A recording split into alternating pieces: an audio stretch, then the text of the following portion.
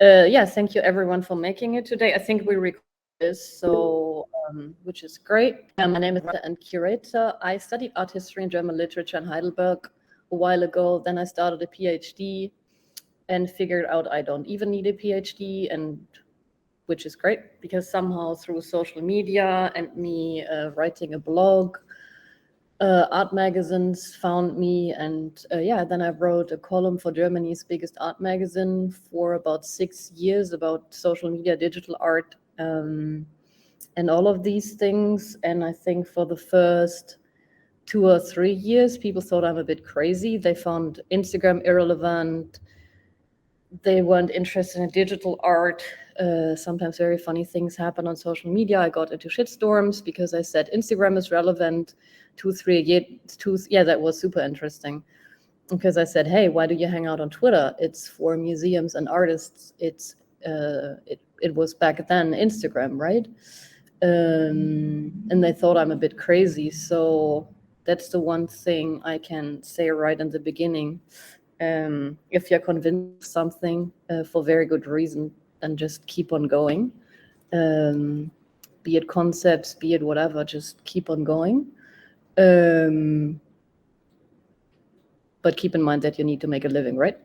Uh, so you also need to find solutions for that. Yes, and through that column, I got offered to curate an exhibition at the Museum of Fine Arts in Leipzig. And the interesting part is that I always saw myself as a writer, and I never thought I would want to be actually a curator in a museum, because what I also like about NFTs, that there's also something new happening, right? There's new technologies, there's new concepts, and I'm more like that. I'm more like a bit of a border collie. I need new tasks and new things to solve every day and new things to learn. That's what I like about NFTs. And then I said yes to doing that exhibition. And I also approached curating this exhibition as a writer, because I wrote, as part of my column, a lot about feminist art, feminism on social media and all of these things. So I basically, because I had written all of these texts, and now this also plays into this workshop today, I already sort of had the concept ready, because I had thought the whole process through and the whole story and the whole narrative, so I could just say yes. And even when I worked on this exhibition, I really approached it from a storyline. So what do I know? What is relevant today? What are the questions today? And how do I need to tell the story? In texts on the wall and in the space, that visitors can understand what the whole thing is about and what the point is, and especially why it is relevant today. And not just relevant for myself, but because I think it's relevant. That's what I hear a lot in the NFT space when it comes to curators, that curators are gatekeepers, and that it's so much about, them curating their friends into whatever.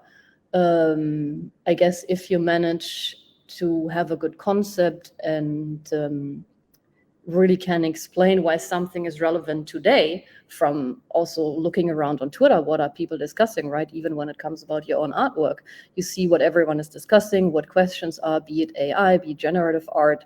I mean, how many more pretty pictures do we need, right? How many more pretty pictures will collectors collect?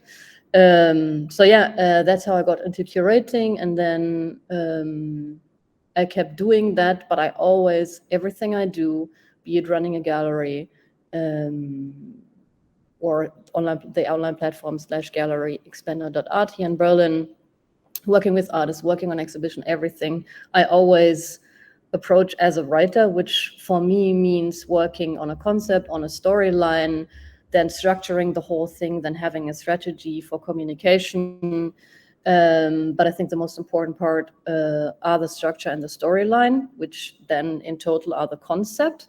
And I thought about doing a pretty presentation, but then I thought, no, I have a lively example, which I think might be more interesting than looking at slides. And I agreed with FXHash that I speak a bit for like 25, 30 minutes, and then you can ask questions so that you also get out of this workshop what is interesting for you. So let's see if that works. I'm based in Berlin, and I run with a team of 3 or 4 people and several service providers. I run Expanded.art. We're on one of Germany's biggest shopping streets, Friedrichstraße. It's quite close to the main station. A lot of people just walk by and come in. And so currently we're showing the exhibition by Claudia Hart, A Child's Machiavelli. It used to be a children's book that was released in the 90s by Penguin. It sort of back in the days went viral. So there's the physical artworks, and then there's the digital artworks, which she started creating in the late 90s and now releases as NFTs. And then Claudia Hart is a very experienced digital artist. She's a pioneer. She created her first animations mid-90s, I think, and they were on view at MoMA PS1. So then there's this book, and so that's the book. It's a really beautiful children's book. So the question was, when I looked at it, it's from the late 90s, and we can't just be like, yes, that's from the late 90s. Now we present this. No, I sat down with Claudia, we had several conversations, and then we were thinking about why are these still relevant today? They're from Machiavelli, there's a book, Il Principe, and she made them relevant she worked on these texts, and on the one side there's the personal, sort of like, personal private life, and then on the other side, I hope you don't get dizzy, the sort of like for the business life, and it's always a text image text combination, and I guess all of us know that from memes. So I said to Claudia, well, wasn't even Machiavelli's thing something like proto memes, right? And then what you turned them into when you worked on them weren't that also proto memes? And so that's how we approached this topic, and why I also didn't want to come here with a presentation, because there's not one recipe, right, to work on a concept. So I didn't want to confuse anyone by saying this is how you do it. I think the first thing you have to ask yourself, what are your personal goals with whatever you work on? That's also what I ask myself, or when I write text, who are the people who are going to read the text? What do I want to achieve with the text? And so on and so on. And then, so first of all, personal goals. That's, I think, overall, because I mean, we have a lot of discussions every day in the NFT space about the traditional art world versus the NFT space, right? And then some people say we don't need the traditional art world. Others say this is a revolution, we do whatever, and we're building a new online art world. I think each one of us has to decide about personal goals, right? If you want to have or if anyone wants to have a career in the traditional art world, it's the same as playing soccer, right? If you want to play soccer, you need to know the rules. And so I think that's always in the environment you're moving and you would like to be part of. It's important. Maybe rules sounds a bit harsh and strict, as if there's certain rules everyone has stick to, but I think there's etiquette and all of these things in school, be it wherever you are at openings and so on and so on, or in communication. I think that's very important to think about personal goals, whether one would like to have a career in the traditional art world, and what does it need. Also, when it comes to art, to creating art, what does it need to have a career in the traditional art world? And I've done an interview with Tali from Lovid and her recommendations, because Lovid, we're currently also showing their solo show in the other gallery. We released their first NFTs with them on Tezos on Thursday, and also Tali, Kyle, and I are also currently working on the storyline for their release on Thursday, because that's what you always have to do.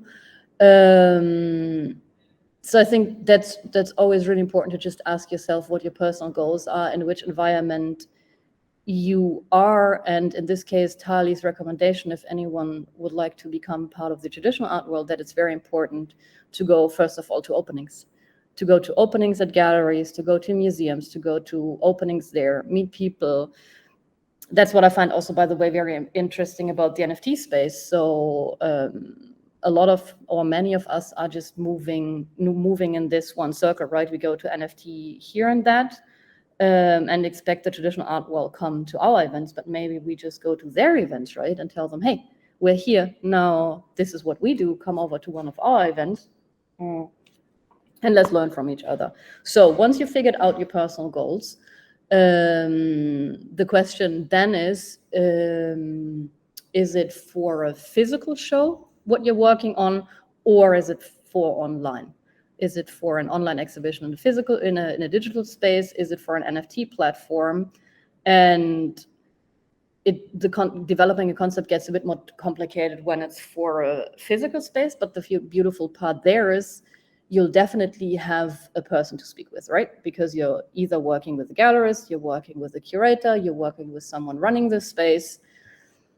And I think that's in general very important when working on concepts and storylines, to have someone to speak with, right?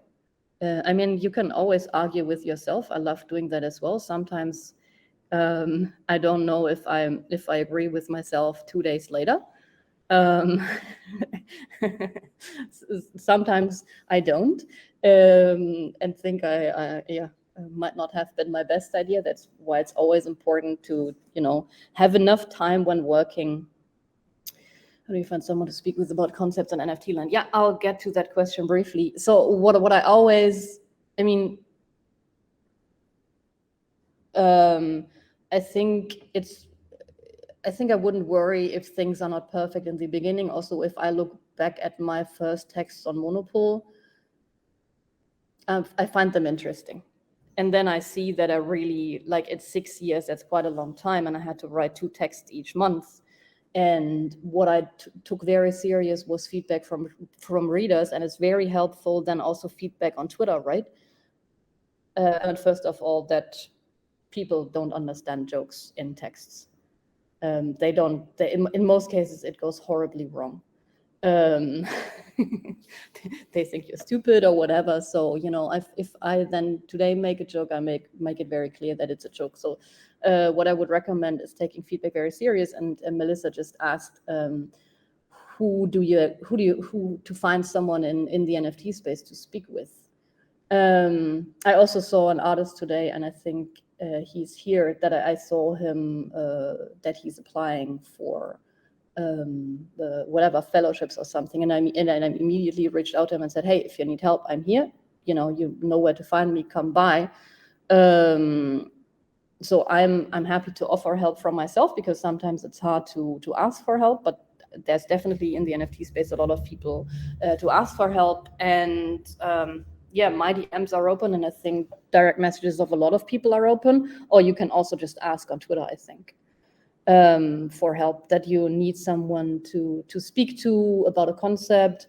And I guess for everyone doing generative art, I also assume that some of you are part of the Generative Art Club by Aaron Penn, right? Aaron Penny. I think that's like a pretty good resource for artists. He started the Generative Art Club in 2018, and I think by now it's a group of artists, of a couple of hundred artists, and Aaron has curated an exhibition that opens on Thursday on File, and he curated, I think, 12 or 13 artists from that group into one online exhibition on File. And 10 of them have been here a couple of weeks before, and we've went to dinner. You can also start that yourself, right? You can also, and I've heard also, I think Tali has a group of female artists in the NFT space. They exchange ideas. I don't know if it's a Twitter direct message group or whatever.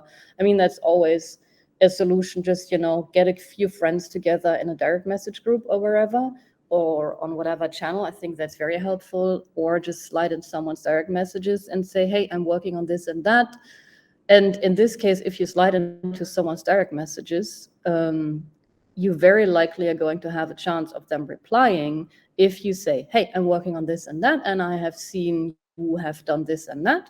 And that's why I think, this might be interesting for you, and this is why I think you might be able to help me. I think that's very important. Instead of just writing, hey, I have this and that, please help. Let the person know what they are working on and why they might be able to help you. Then let's go back to concepts. I guess finding help in NFT space is way easier than finding help in the traditional art world. Just reach out to people, really. So back to the concept part. I personally, with a background in the traditional art world, I would always recommend to start with the history and with doing research. I think that should always be number one when working on anything, to not be surprised. I mean, that can always happen, that you're still surprised that someone else has done it. But it was really interesting when I met Herbert W. Franke about close to 1.5 years ago. And then he joined Twitter based on my recommendation, because I said, don't worry, not that many people, it won't be that much work. But then it went a bit wrong, and he, after 48 hours, had 10,000 followers. And then I said, yes, I'm happy to stay with you. And the interesting part was 50% of the people knew him, and about 50% of the people didn't know him. And the people who didn't know him, some of them actually really tweeted, oh, wait, now that I've looked at your work, I've seen that what I've been doing today, you have done like 20, 30, 40 years ago. So that's really interesting. There's history books, there's art history books, there's the internet, there's resources such as Rhizome, for example. They have the Net Art Archive, there's Seacraft, there's so many resources. There's the collection of Michael and Anne Spalter, I think you can go to look at things. So yeah, please really do your research, right? That's also what is very often recommended when buying NFTs. Then, the history part, there's I think what I always do also when working with artists on whatever project, exhibition, whatever, I look at the history and then I look at what's happening today. And then you need to somehow merge this. And then you have something that might be, in best case scenario, be historically relevant. And in best case scenario, you also somehow, if that's your personal goal, right? Some artists are very interested in pushing boundaries, writing themselves into art history, contributing to the history of art. But I don't think this has to be the goal for everyone. So yeah, starting point. Yeah, Melissa has very interesting contributions. I think everyone can read the chat, right? So yeah, just do research, history, what is happening today, what are the topics, and with Twitter, it's like super easy to figure out what everyone is speaking about, right? And what are the what everyone is interested in, be it AI, be it generative art. You could also make a project about pretty pictures, right? Which actually would be fun. So in case anyone does that, I'm here to speak about that. I would love to see a project about pretty pictures. That was a pretty good idea.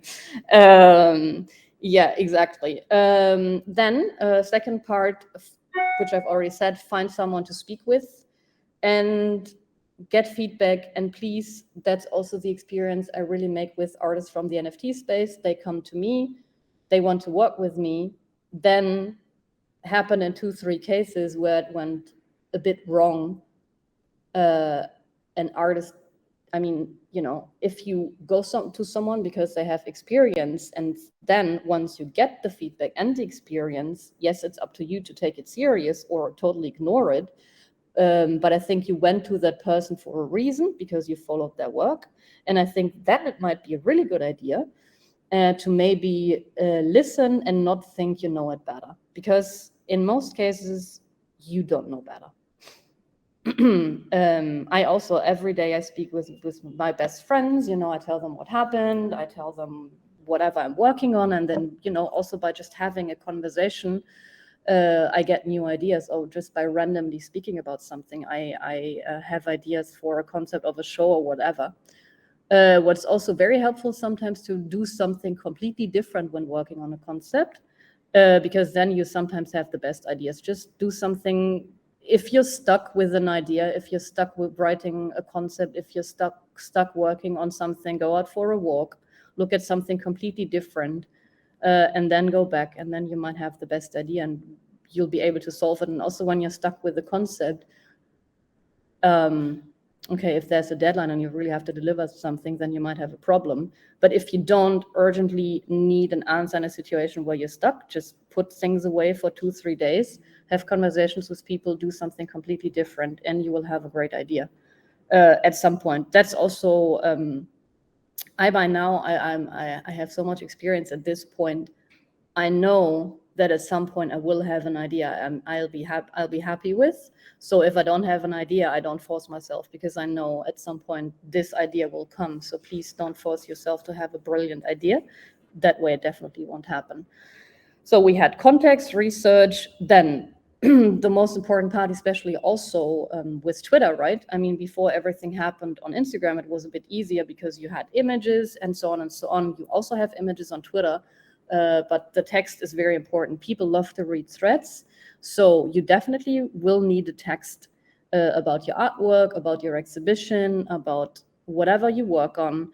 And I see a lot of text on FXHash. Sorry, dear FXHash team, this is not against anyone, but I see a lot of text on FXHash which are either super short or don't say anything about the artwork at all, right? Just like, and here comes the part where you have to think about your audience. Do you think it's enough for your audience to just give them, like, technically my artwork works like this and that? And then how do we think, we as the NFT space, think what we are doing is relevant for anyone else if we are just, communicate to a niche audience? Even though it might be a lot of people, it's still niche if we don't reach people outside of that niche, right? So I think it's always very important to have the bigger picture in mind when it comes to the concept, when it comes to the text, also when it comes to the research, right? Look left and right. Don't just do research on the one small question you're thinking about, but look left and right. Then when you've researched, when it comes to writing the text, it's always helpful to take notes. And then I would highly recommend to get a writer on board. Don't try to write. I mean, you can do that if some people really are brilliant writers, but even I've recently worked with Crash Blossom on his project Gold. He asked me to write a text, and at some point I figured out he's a writer himself. Even though he's a writer himself, he got a writer on board to write him an essay about the piece. So if I were you, I would always get a writer on board. That way you have a person you can speak with about the project. And I think Crash Blossom got me on board maybe 2, 3, 4 months before the launch of the project, and we had several calls, and I asked many questions. So that was also quite interesting for me. So really get a writer on board, have a conversation with the person writing the text for you, and then also maybe accept that the person writing about your project can help you with the concept by bringing in, that's why you get a writer, right? In most cases, this person is a curator or someone with a professional background. And yes, you might have an idea about your artwork, but the person writing the text might also have an idea about the artwork. And together in conversation, you might end up with a better concept or whatever. So I think it's always very helpful to be open, to listen to people, to speak with people. That's also what I have to do as a writer, right? I don't just write a text and then whatever newspaper just publishes it. No, I hand it in, and then there's an editor working with me on the text. And sometimes I like what they say, sometimes I don't. But I still listen, and then it's a conversation. And then, it's not about winning, but whoever has the better argument, you go with that. And I always would make decisions on experience. So if you don't have experience with something, but the person you're speaking with and has data and everything, I would highly recommend listening to that person instead of thinking you know it better. Then when I work on something, and some people think with my Twitter, it's engagement farming when I ask questions, but that's how I always work on concepts and exhibitions, texts, everything. I basically ask myself questions. And that's also very important when you work on a concept or on a text with a writer or whatever. You always have to keep in mind that whomever, looks at your artwork, visits your exhibition, reads your texts, reads an interview, they don't know anything. You know things, but they don't know anything. And recently I've worked with a couple of artists on interviews, and I had to tell each and every one of them, the person who reads this doesn't know anything. So always keep that in mind. Also when writing on a concept, right? You might know everything, but what does the person need to know when you speak about your concept to understand your idea? Yeah, so I think that's the most important part, to always think about your target audience, who reads, sees whatever you have to offer, and then needs to understand things. And what personally for me as a writer and curator is very important and has been important from the very beginning, and that what I also learned through writing my column for Germany's biggest art magazine and curating museum shows and doing exhibition catalogs and whatever. No matter how complex a topic, it is, it's always possible to boil it down, to find words for everyone can understand, to find an approach that's really understandable for everyone. If it's so complex that you can't put it into easy words, then it might not be a good idea. I think that's really important, because otherwise people also won't be able to understand it.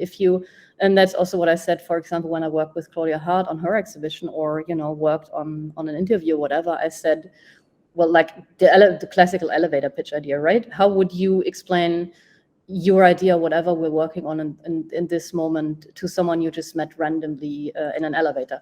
If you can't, put something into a 30-second pitch, then you don't have a strong concept yet, because that really has to be the goal of every concept. You need to be able to put it in very easy words and to be able to explain it in like 30 seconds.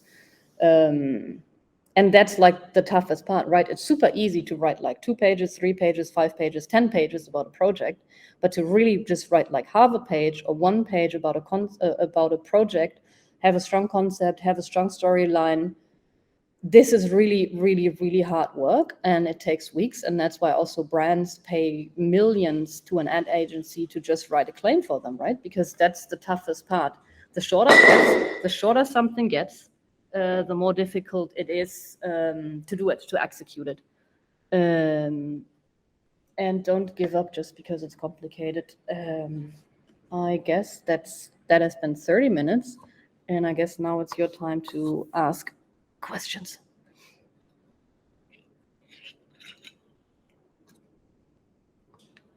Questions, anyone? Yes, Nikita. Hi. Thank you. Thank you for this lecture information. I wanted to ask about why it's better to use tags, because there are like multiple places, and it gives when you use tags in the description of NFT, it could be like too dominating, because it's like only one way of thinking about the artwork. And so the question is, do you think that it's a good idea to put a concept in the description of NFT, or it's better to add it in like Twitter threads, and then maybe on a website close to the artwork, but not into the description of NFT? That's an interesting question. Yeah, I mean, if I collect an NFT, or if I would like to invite an artist to be part of an exhibition, or if I think about working with artists in whatever context, I always read text, right? Because that's the only thing you can find on the internet about something. So I think it's always important, if you drop an NFT on whichever platform, I think that from my perspective, that should always be a text, right? Sometimes I find it really weird if I see something on Twitter, then also someone says, yeah, buy this, buy that, right? And then I click because I find the image interesting, then I would like to learn more about it, and then there's nothing. So, and then I'm like, okay, now I don't know anything about this artwork, but the artist wants me to buy it. If it's like 1 test, 2 tests, 10 tests, right? One might click, but if it's more expensive, then why should I invest that money if I don't know what the whole thing is about? So yes, and then interesting question was about a website. Sometimes when I these days, also try to find new artists or try to learn about some artist I find on Twitter or someone recommends, I'm sometimes really surprised about the lack of information about the lack of information, right? I mean, then in some cases, there's no website. In some cases, there's just tweets saying buy this, buy that. Why should I do that, right? Just because an artist has 20K followers doesn't that's no reason for me to buy NFTs. So I think it's important to have a website as an artist. That's number one, and then really to have a good bio on there. I think that's like the starting point for every artist, and also really get the writer on board to help you write that bio, and really get a really good writer on board, because your bio is the most important thing for your career as an artist. That's what everything starts with, and the bio means that's already where the concept starts, because the bio consists of 2 parts, right? The bio consists first of all, I don't know, whomever the artist lives and works in, and then you immediately say in 2 to 3 lines or 1 to 4 sentences what it is you're working about. You don't just say creates generative art, is known as the biggest name in the NFT space. Believe me, I have read such bios. Someone says this and that, great NFTs, high sales. That's wonderful. That's great. Congratulations, right? But I think it's really important to have a good bio that explains your concept as an artist, your maybe USP as an artist, and then the second of the bio really is about the exhibitions and so on and so on. And just look around on the internet. Kevin Abosch, for example, has a great bio. That's the example in our briefing for artists. Just, it's really important. Today I read a very confusing bio from an artist again. It was like really confusing. And it was so repetitive. There was 5 times the same information in there. At some point I understood that the artist is working with 3D. It would have been enough that the artist said it at one point. I don't need to read it 10 times over. So really get a writer on board to help you with your bio. Get a professional writer on board who has done that multiple times, who has a lot of experience, and then also ask them if you can use their name, and then really spend money on that. Because if you spend 500 to 1,000 euro on someone helping you with your bio, that's well invested money. That's really well invested money. Or say, well, if you don't have money, just tell them you get 2 of my NFTs. That's also something you can do. Thank you.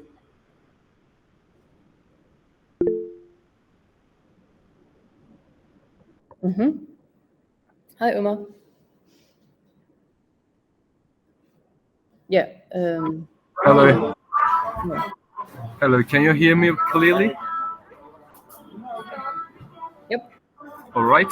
So first of all, thank you for this beautiful intervention, and thanks to the FXH team, and congratulations for celebrating storytelling as a major part of this event. Okay. So the question is, I think this would be a relatable question for you, since I think we come from a common background. I am a French literature graduate and currently a master's student in linguistics and semiotics, and an aspiring generative artist from Turkey.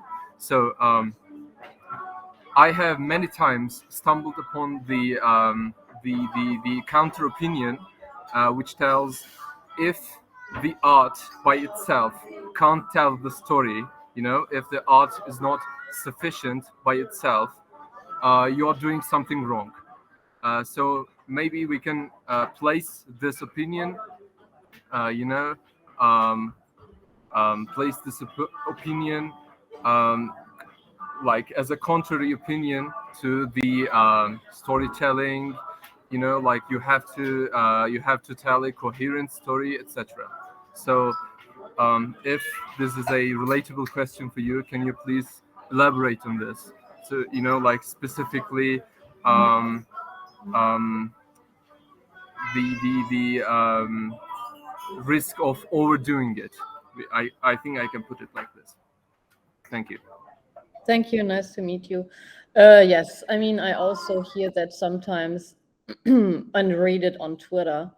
I mean, how would that even be possible, right? If you have a strong concept, so how would it be possible to just, you know, have an image explaining that whole story? That's somehow not possible, right? Like it's totally impossible. If you look at, for example, Math Art by Herbert W. Franco, do I have one here? Yeah, no, I have one at the back gallery. We represent the estate of Herbert W. Franco, and when I started working with him, we're the only gallery, by the way, having art was from him, which is an honor. But that's also the case because I invested a lot of time in working with Herbert and his wife on how to tell his story to an audience today, right? I also, when we've done the open edition, the voice jams, then, you know, most time goes into, and it's not so much about maybe explaining one image, right? But an idea, why are you doing something? It's not so much about explaining a picture. It's more about, you know, your approach as an artist to a certain topic. And if you look at an artwork from Math Art, you can Google for Math Art OpenSea Herbert W. Frankenau. If you look at one of these images, you wouldn't know that he spent 15 years of his life going to an institute every second Saturday to work on with mathematical formulas. The images don't tell you this, right? You need to know this. Also, when I work with Lovid right now on the first Tezos release, which is going to happen this Thursday with the project Souvenirs, if they wouldn't have told me, you know, that they have done this in 2010, that they've created it as a residency, and so on, without them telling me, and then we working on, you know, like really finding out what was relevant for them in 2010 when they created the artwork, and when looking at it today, why is it still relevant? The concept, the idea, and then, you know, there's retrofuturism, there's nostalgia, there's glitch back in the days. And I have a really funny quote. I don't know if Tali is still here, but we're going to share that as a quote asset today on our account. The funny thing was, Tali, or I don't know if it was Tali or Kyle, one of them said, well, when they've done glitch art back in the days, people often, you know, today glitch art is current, right? But back in the day when they've done it, people often ask them, well, is this thing broken? Because glitch art wasn't common. So I think it's super relevant. It's not about explaining one image, but just giving background information. Also, when I do exhibitions, when I've done my first museum show, maybe I try to overachieve as a writer, telling stories. But I think, you know, especially when it comes to feminism and net feminism and young female artists who have been showing themselves on social media and Instagram in ways some people didn't like it, or, you know, try to get around censorship by Instagram, or try to, you know, especially address this topic of censorship on Instagram, you somehow have to give people the background information and why they're doing that, because otherwise people don't understand. So for me, the text as part of this exhibition were equally important to the artworks on the wall. And when I said yes to this museum director of doing the show, I was like, I don't know if anyone will want to see the exhibition. If not, I'm sorry. But yeah, I think we got about 250 reviews. Why was that? Because I had a 10 pages long press release. I really gave you know, because I knew this is a topic that comes from social media. I knew it's a topic that writers look critically at.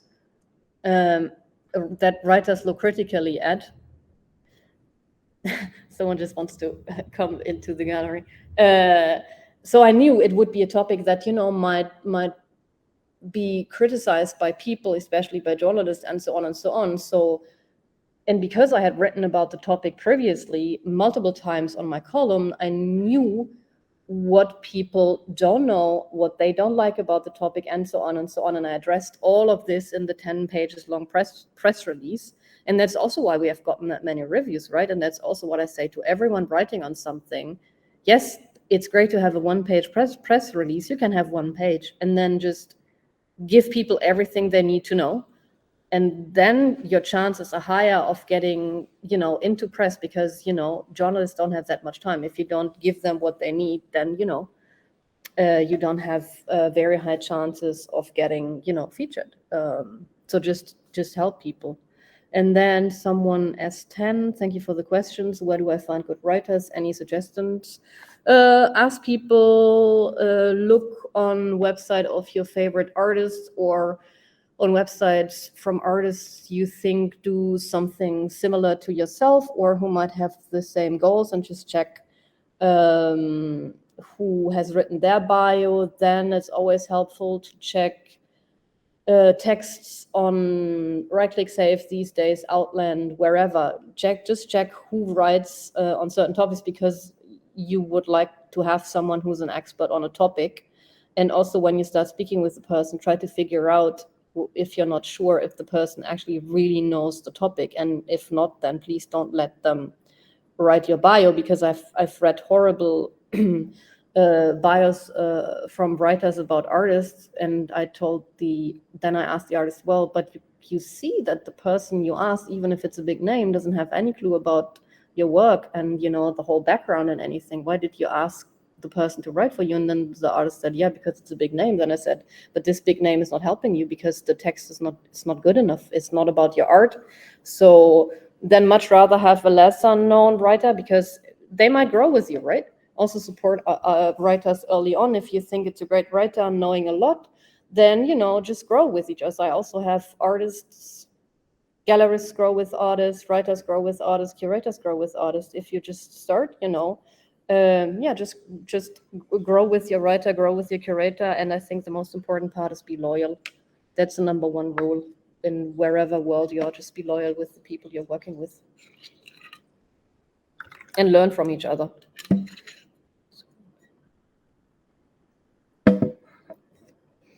Okay, great. And then Melissa Wiederrecht. Melissa would like to know if it's like in academic research where you should always discuss the things that has been done before and tell how you're doing it different and what holes you're filling. Yes, that's what at least what I do with exhibitions. Doesn't so much have to be about holes, but more like, for example, with Lovitt's exhibition, they've done glitch art, they have done early video art, so I think there's history, right? So I think you always have to look at that history, understand the history and the context, and then you also understand how to position your own artwork, right? Because how would you know that without doing research and without understanding what is done before? And I recently had to write a text for an artist about the metaverse for a big gallery show he's doing in Paris and Berlin. And then I thought, okay, this is about the metaverse. Let's look at something completely different. And then I just got myself a catalog about the current video art exhibition at MoMA, Museum of Modern Art. And it really helped me to understand, okay, video art has achieved this and that. Now we've entered a new chapter. Video art has done this. What will the metaverse be capable of doing? I don't know. No one knows, even not ChatGPT knows. But yeah, that at least gave me an idea. Okay, this is where we come from. This is where we're heading to. And that was really helpful for me, reading a book about the history of video art. So just read as much as you can. And as Tali said, go to as many openings as possible, read as many books as you can, spend a lot of time on Twitter, even though there might be drama that's annoying. Just learn. And every single day you only get better if you learn, have conversations, listen to other people, even if they have a totally different opinion. And yes, it might be hard to come from the NFT space and then start working with a gallery, start working with a curator, because you might enter a different world. But there's a reason why the traditional art world is like it is. And I guess at this point, the NFT space also starts understanding this, because things don't go down to zero for no reason. And that's why there's, curators, museums, institutions, and so on and so on. They are creating value. And when I speak about value, I in most cases mean cultural value. That sometimes also is financial value, but I think also in some cases, financial value comes with, in the first place, cultural value, especially when then looking back at the past and the history, right? I mean, someone like Herbert V. Franke, for example, he was never able to sell his work, right? There was never like, and with all the pioneers, there weren't any people interested in buying their work. They couldn't, you know, they were happy if someone accepted a gift, right? So that's amazing. And now these you know, JPEGs from Herbert V. Franke sell for 20 ETH, 10, 15, 20 ETH, you know. And that's for me, for example, interesting, because I know that building up an artist career takes about 10 years time. And then I see artists on Twitter, especially if you work with the gallery and want to make it in the traditional art world, it takes 10 years period. It really takes a long time. And then I find it really interesting. And it just takes time also, you know, to work on a storyline, to, you know, to develop a story, to understand what you as an artist are interested in yourself working on, and how you translate that into artworks. What are the questions that you are concerned with? What is the aesthetics you're looking for? So that simply takes time. And then as artists on Twitter complaining, well, I haven't sold any artworks, I leave this space now. Yes, I mean, okay, interesting, but how many artists are out there who haven't sold work for like 5, 10, 15, 20 and are still there, right? I mean, what kind of expectations are this? Just, you know, also Beeple hasn't fallen from the sky. I think he had a 15 to 20 years long career and hasn't sold any artworks prior. So what you see as overnight success is work of 10, 20 years, 5, 10, 20 years. So just please be kind to yourself and don't expect too much. Don't expect you can come up with a concept in 5 minutes. Also, when I've done the first interviews, what I now do in like a very short period of time, when I've done my first interviews for art magazines or speaking with artists, I was so nervous, you know, because I had to learn so much. So I really, you know, sometimes I spoke with very famous photographers and they were like, wait, what? You know, everything. And I was like, yes, I watched all the YouTube videos about your work. I read every single article I could find on the internet. And they thought I'm a bit nerdy or whatever. No, but I just wanted to make sure I know everything and don't look like a stupid person, right? But these days, these things don't take me long. It takes me like 5 minutes because I know all of these things. So in the beginning, what for someone who's in this since like 5 to 10 years takes like 5 to 10 minutes might take you 5 to 10 weeks. But just be patient with yourself. You will get faster, but you will need that time in the beginning.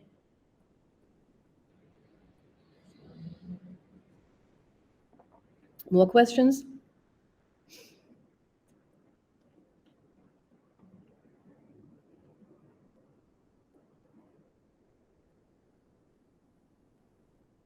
Thank you, random like you. So you have 6 more minutes to ask a question. What else do we have? Great group, by the way. Thank you, everyone. So if they're not, come on, people, it can't be that you don't have any questions. Or are you like, okay, you can ask me anything on Twitter anyway all day long, which is basically true. You can do that. I will always. So, I mean, I added my Twitter handle down here. So usually I reply. I mean, if it's not a super long message, I reply like instantly. If it's a longer message, I say thank you and then reply later.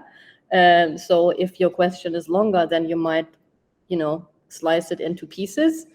That way you make sure I reply immediately. What's here? On being anon versus doxed. I don't know what that question means. Is that a question from someone who said on being anon versus doxed?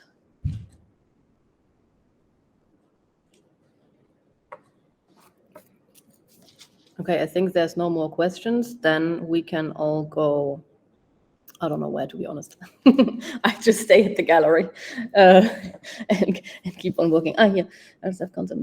Oh, here, Melissa has one last question. Oh, okay. I keep hearing you say artists have concept and self, not just project. Can you tell me more about like one concept that an artist always works on? Like one, I keep hearing you say artists have concept, not just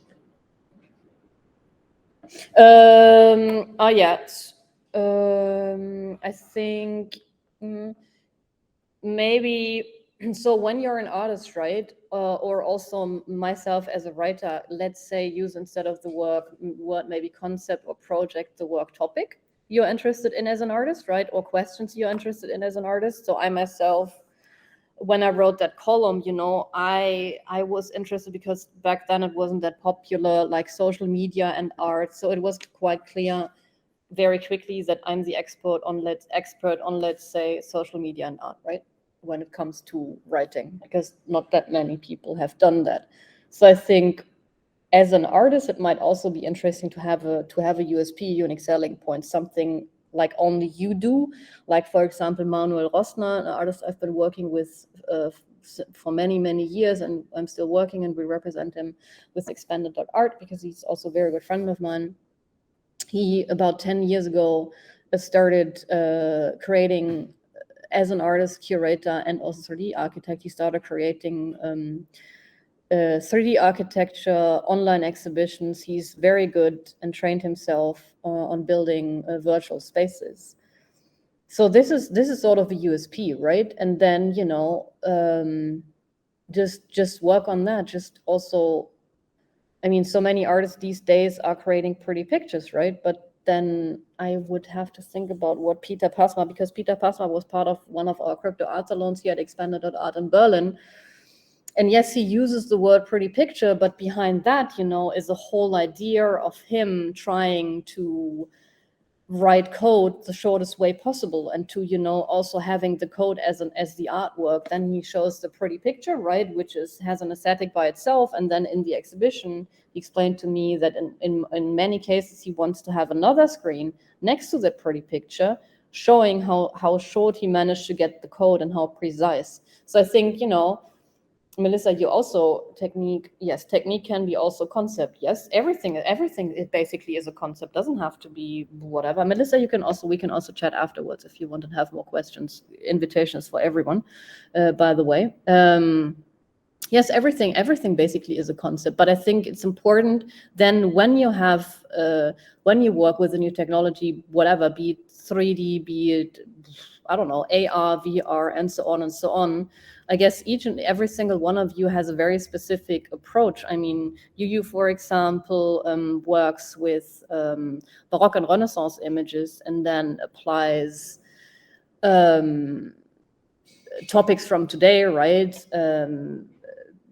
Gender diversity, queer culture, like everything. He uses these old images, to apply modern challenges, and communicate challenges we have today as human beings in today's society. So yes, everything can be a concept, but I think the most important part is always having the bigger picture in mind. Like, what is the big narrative you try to be part of, and then boil everything down and try to keep everything as short and precise and concise as possible. And I think it's always a good idea, no matter what you do, entertain people. It doesn't have to be through jokes, or you don't have to make a joke to be entertaining. Just, think about what is interesting for people when they hear about things. Also, when you communicate on Twitter and so on and so on, always try to be entertaining in whatever way that is, right? Because then people have fun with whatever you do. I think that's important, especially when it comes to having a bio. A bio doesn't have to be highly entertaining, but it should be written in a way that it's at least not a challenge to read it, because it's so complicated written. Is education or advice also entertainment? Yes, I think if you is education or advice also entertainment? I think so. Yes, you can do it in an entertaining way. Like, for example, how Tali does it, is always entertaining, reading advice in interviews from Tali. And I think that was also, for example, an advice or education, when she said, well, when Lovit has done glitch, people said, is it broken? That's also a way of saying, just keep doing whatever you're doing. I mean, you can give advice in between the lines, right? When I read these words from Tali and Kyle, I think, well, they just kept going. Even people thought, okay, whatever they're doing, it's broken. I always worry that people take my art serious if I teach too much. No, I don't think you have to worry, random like you, that people don't take your art serious. Just, be kind, funny, nice, humble, entertaining, and then things will be fine. I think it's 6 people already start leaving this. You know where to find me. There's my Twitter down there. If anyone has more questions, I'm happy to reply. Keep it short, then I reply faster, and then we can just have a conversation. I hope that was helpful.